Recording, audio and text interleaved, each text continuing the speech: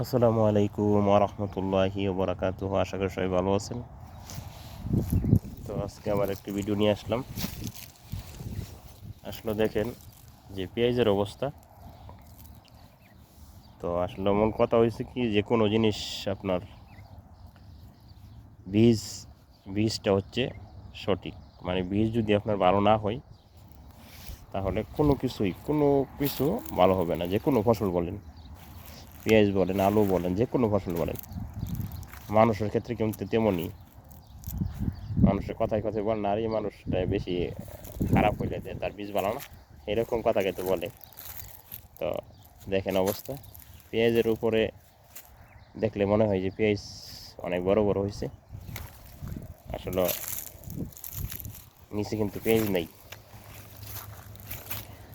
তো এই বছর যে কোনো ফসল কোনো গৃহস্থ যদি করে, তার যদি একটা সিজন তার ফসল ভালো না হয় তাহলে কিন্তু তার লসের কোনো শেষ নেই। এই যে দেখেন পেঁয়াজের অবস্থা, এই যে কী মোটা হয়েছে, উপরে দেখেন কী অবস্থা। এই যে অবস্থা মনে হচ্ছে যে বাঁশের মতন হওয়াটা, কিন্তু নিচে কোনো পেঁয়াজ নেই।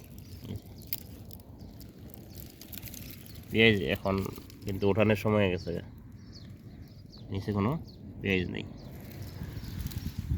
তো এক সিজন যদি যে কোনো বীজ যদি ভালো না হয়, যদি গৃহস্থে ফসল করে, তাহলে কিন্তু তার অনেকটা ক্ষতির সম্মুখীন হইতে হয়।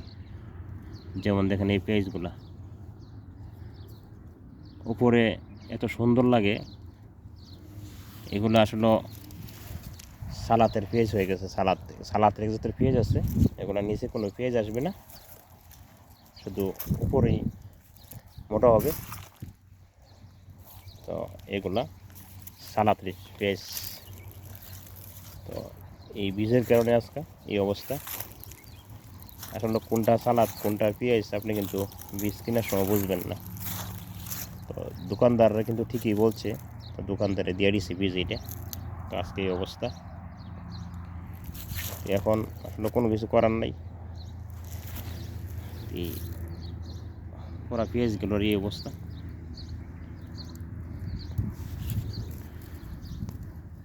তো যে কোনো সময় যে কোনো জিনিস চাষবাস করার আগে বীজটাকে আগে নির্ণয় করতে হবে, ভালো একটা বীজ। কারণ বীজ যেহেতু ভালো পড়ে, আর না হলে কিন্তু একটি বছরের জন্য একটি কৃষক তার লসের হিসাবটুকু করতে হবে। তো কিছু করার নাই, যা হওয়ার তো হয়েই গেছে। তো বীজ কেনার সময় যদি দোকানদার যদি ভালো বীজটা দেয় বিশ্বাস করে, তাহলে কিন্তু কৃষক লাভবান হতে পারবে। আর নয়তো বীজ কেনার সময় বীজের কালার সব কিছু কিন্তু একই।